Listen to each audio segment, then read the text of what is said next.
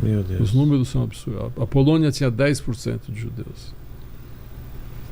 E quando que esse método de extermínio começa a decair, ou ele nunca decaiu? Foi só pela derrota mesmo? Não, nunca decaiu. Nunca? Eles nunca diminuíram a marcha?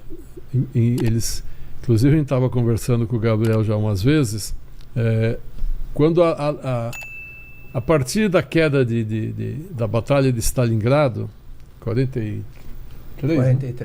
Janeiro de 43. Janeiro de 43, o alto exército alemão sabia que a guerra estava perdida. Eles sabiam que os americanos, os aliados iam desembarcar na Inglaterra, na França, onde fosse, a Rússia ia começar a inverter o rumo da guerra, estava perdida.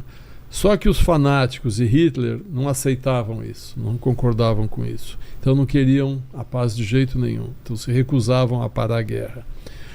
A Rússia começa a avançar, porque a Alemanha realmente avançou muito rápido no começo, parou, depois o exército soviético começou a voltar e reconquistar tudo.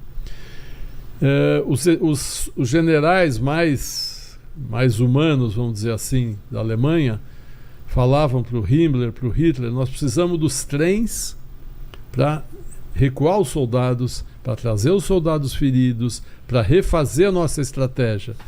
E Hitler dizia assim, nossa prioridade é exterminar os judeus. Os trens, a prioridade dos trens é para levar os judeus para serem assassinados. Nossa, ele tinha essa coisa na cabeça que começou a virar uma obsessão. Inclusive atrapalhou a estratégia de guerra dele.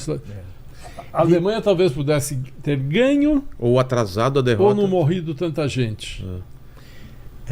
De fato, disse que Hitler era, em primeiro lugar, antes de mais nada, um antissemita. E bem em segundo lugar era um alemão.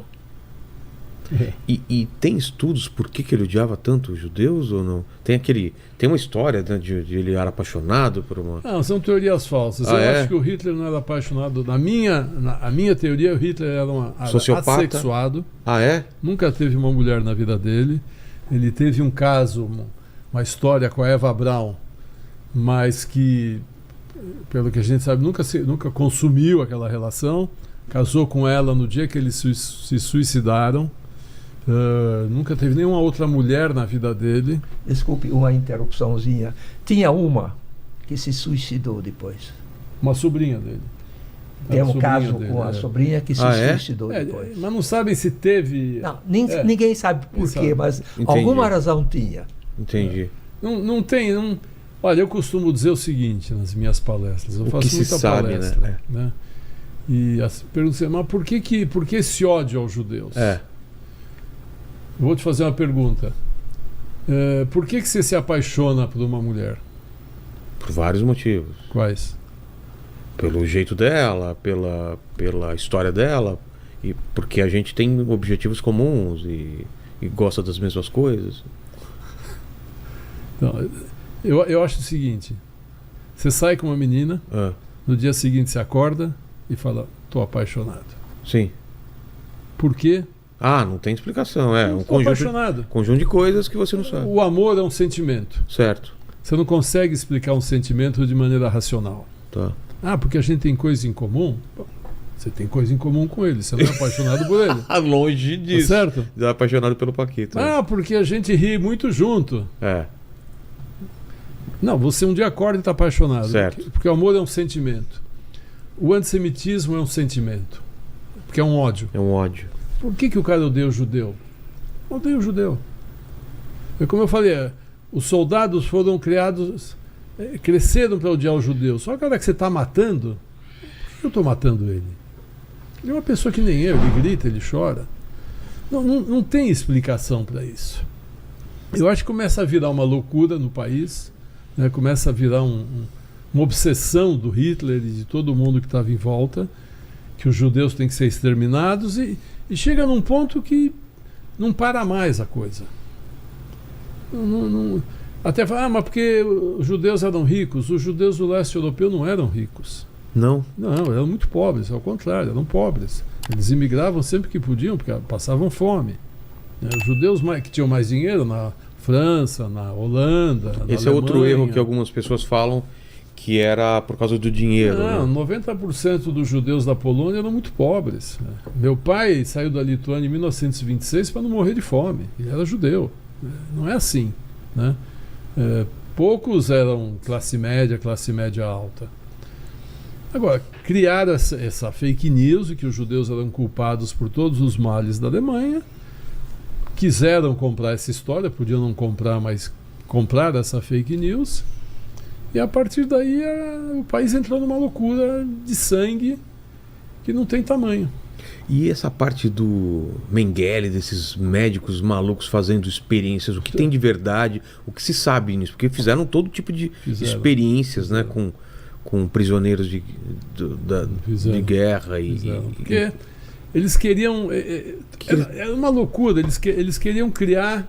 Por exemplo, teve experiências do Mengele que ele queria criar todo mundo com olho azul. Não tinha coisa de cimento numa mulher grávida, umas coisas Tinha assim? Também, botava cimento no útero. Mas pra quê? É maldade só? Ou... Ele injetava tinta nos olhos para ver se o olho ficava azul, para a pessoa ter olho azul. Não tem explicação. A maldade humana não tem explicação. A maldade humana, quando o homem é um animal muito violento, muito sangrento. Quando você tira... Se ele não tem moral para parar sozinho e você permite que ele faça o que ele quer, chega nessas barbaridades que nenhum outro animal é capaz de fazer. O que se sabe dessas barbaridades que foram feitas assim? São experiências horríveis. O Mengele tinha obsessão por gêmeos. Então sempre que ele via, quando os trens desciam e os judeus tinham que fazer uma fileira, quem estava forte ia virar escravo, quem estava mais fraco ia morrer, ele pegava os gêmeos. E ele fazia transplantes de órgão entre os gêmeos para ver se os gêmeos sobreviviam. Nossa. Sabe? Ele botava o braço de um gêmeo no outro para ver se ia sobreviver. São coisas assim completamente insanas, que nem com rato de laboratório se faz. E Mengele morreu no Brasil. Então, tem essa história, né? Morreu no Brasil. Não é história, é verdade mesmo. É verdade mesmo? Morreu no Brasil.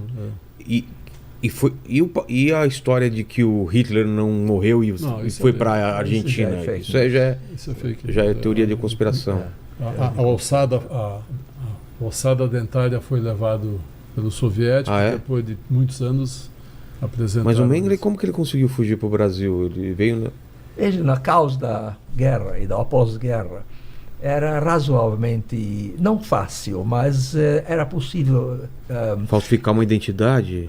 E depois tem o seguinte, que tinha organizações nazistas que sobreviveram à guerra, que já não eram mais perseguidores de judeus, isso já tinha acabado, mas eles protegiam os ex-oficiais nazistas e altos membros do partido para poderem fugir.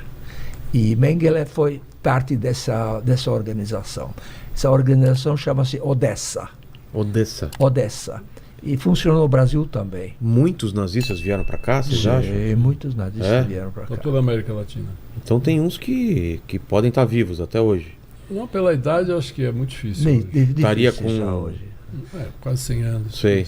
Pois difícil. Então é difícil. Foram na Bolívia, aprenderam que era importante. O Klaus Barbie. Na Argentina, então, foi o Eichmann. Né? Ele era o quê? O Eichmann ele cuidava da logística dos transportes dos judeus. Ele que organizava os trens, quantas pessoas em cada trem, ele cuidava do departamento de logística. Por isso que ele foi muito procurado depois da guerra. Se ele não fosse tão eficiente, não teriam matado tantos judeus. Ele foi descoberto na Argentina, levado, escondido para Israel.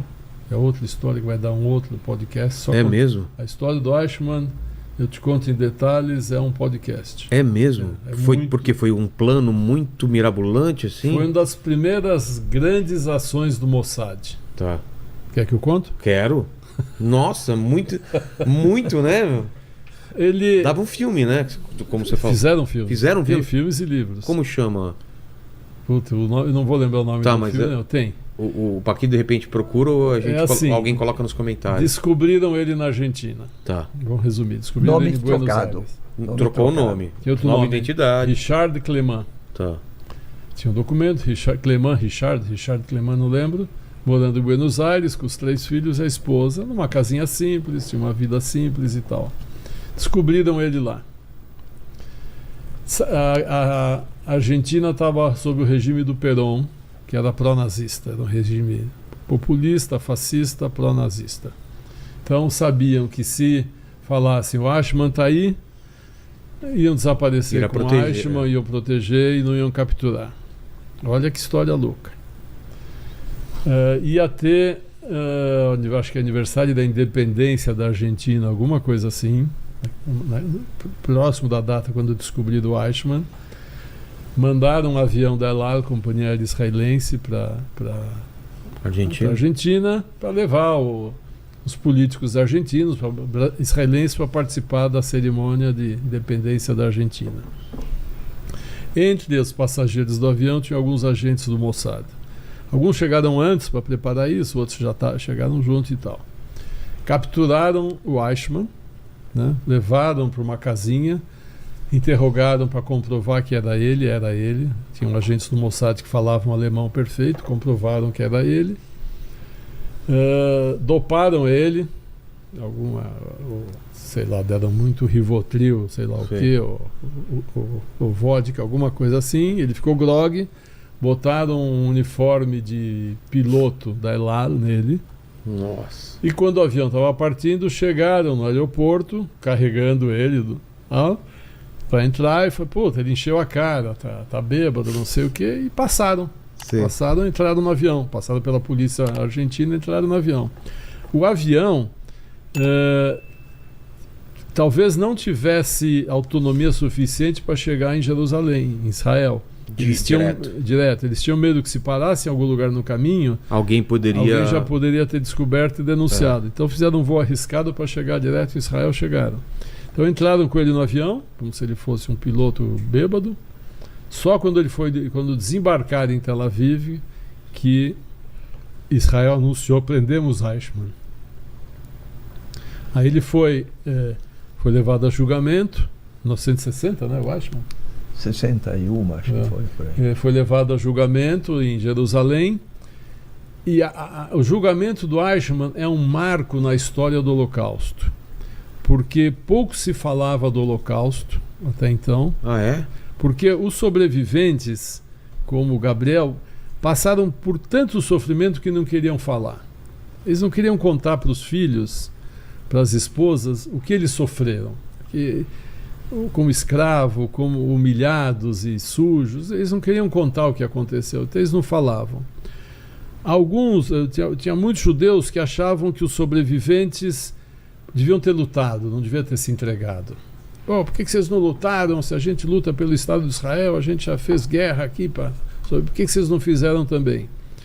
Então, quando o Eichmann é julgado, e são chamados vários testemunhos, vários sobreviventes para testemunhar contra ele, aí que se descobre realmente o que foi o Holocausto. Aí eles começam a dizer o que aconteceu com eles. Davam detalhes. E por que não era possível reagir? Por que não era possível lutar? Então, por isso que eu falo, a prisão do Eichmann foi um marco. Aí quebrou um paradigma. Aí as pessoas começaram a enxergar. Realmente não dava para lutar. Eram civis contra exércitos. Não tinha como criança, lutar. Mulher no meio. O cara queria salvar o filho, queria salvar a mulher, não ia arriscar tomar um tiro. E o que aconteceu no Holocausto se tornou público. Aí, e fizeram questão de levar o Eichmann para Israel para fazer um julgamento digno dele. Quer dizer, não simplesmente exterminar. O Mossad podia ter matado ele. A qualquer momento podia ter matado. Era muito mais fácil. Claro. Mas queriam julgar para que o mundo soubesse o que foi. Então foi um julgamento histórico dele. E ele colabora, ele conta. Ele disse que ele era um burocrata, que não sabia de nada, que ficava no escritório, não tinha ideia. Recentemente apareceram filmes onde ele fala que sabe tudo. Ele está num grupo de alemães. Feito antes de ser capturado. Antes da prisão. Tem um filme na Argentina, dele com um grupo de alemães na Argentina, contando, esses judeus com orgulho, que eu fui eficiente, graças a mim milhões foram mortos. Recente esse filme, no ano passado surgiu esse filme, estava perdido. E ele acabou sendo enforcado, né? E outros, do Brasil foi descoberto Mengele, mas já foi encontrado morto. Não conseguiram prender. Foi encontrado... Mas morto de velhice ou alguém matou? Não, ele deve ter morrido afogado em Bertioga. Tá. Talvez ele teve um infarte no mar.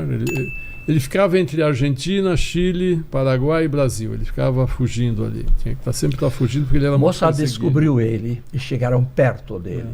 Mas a Odessa, aquela organização que acabei de falar, protegia ele. E dizem que mataram 2 agentes da Mossad.